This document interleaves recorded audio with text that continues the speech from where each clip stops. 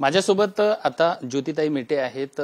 ताई, मला सांगा की आपण बीड लोकसभा मतदारसंघामधून निवडणूक लढवू इच्छितात अशी माहिती मिळते। एकंदरीत आपली भूमिका काय आहे? मुळात बीड लोकसभा मतदारसंघातून किंवा बीड जिल्ह्यामधून मराठा समाज असेल किंवा इतर समाज असेल यांचा आमच्या शिवसंग्रामच्या पदाधिकाऱ्यांनी कार्यकर्त्यांच्या बरोबरीनेच मला सांगावा आहे किंवा ज्याला आपण म्हणू शकू दबाव आहे, विनंती आहे, त्याला काय लेबल करायचं ते आपण करू शकतो। परंतु मागच्या 3-4 दिवसामध्ये सातत्याने मला हे सांगणं आहे की मी सक्रिय झालं पाहिजे। अशी सुद्धा एक सूत्रांची माहिती आहे की आपण शरद पवार साहेबांची भेट घेतलेली आहे आणि आपण शरद पवार राष्ट्रवादी शरदचंद्र पवार या गटाकडून निवडणूक लढवू इच्छिता का अशी एक माहिती आहे, परंतु एकंदरीत आपली मत काय? मुळात मी मगाशी सांगितलं की समाजाकडनं हा वाढत्या मागणीचा रेटा बघून सध्या स्थितीमध्ये तरी परिस्थिती अशी आहे की मी सक्रिय व्हावं असं विचार करण्यास मला भाग पाडणारी ही परिस्थिती आहे। त्यामुळे आपण म्हणताय त्याप्रमाणे यांच्याकडून किंवा त्यांच्याकडून हा मुद्दा सद्यस्थितीमध्ये खूप लांबचा आहे। आपण या संदर्भात काही भेट वगैरे घेतली होती पवार साहेबांची? नाही, अजिबात नाही।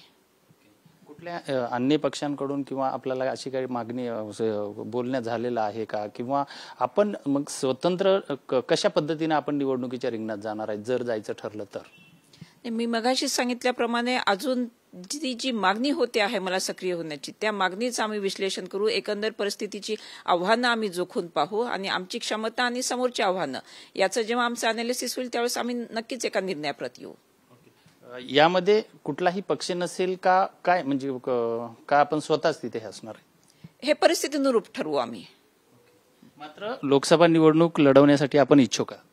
इच्छुक म्हणण्यापेक्षा मी म्हणते की साहेबांची पत्नी म्हणून हा जो समाजाचा विशेषतः मराठा समाजाचा जो मोठा रेटा लागलेला आहे ती साहेबांची पत्नी म्हणून मला तो आव्हेरता येत नाहीये, त्यामुळे मी त्याचा गांभीर्याने विचार करते आहे।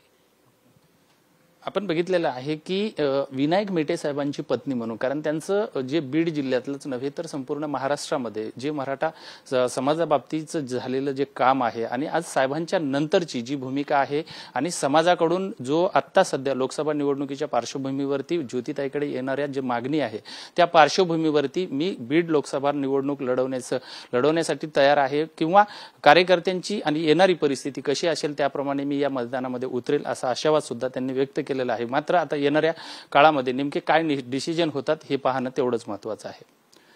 व्हिडिओ जर्नलिस्ट प्रेमसह विजय गायकवाड, TV9 मराठी, मुंबई।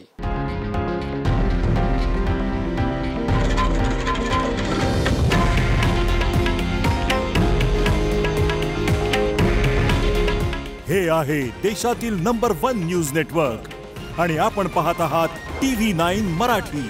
काळजी तुमची, हित महाराष्ट्राचं।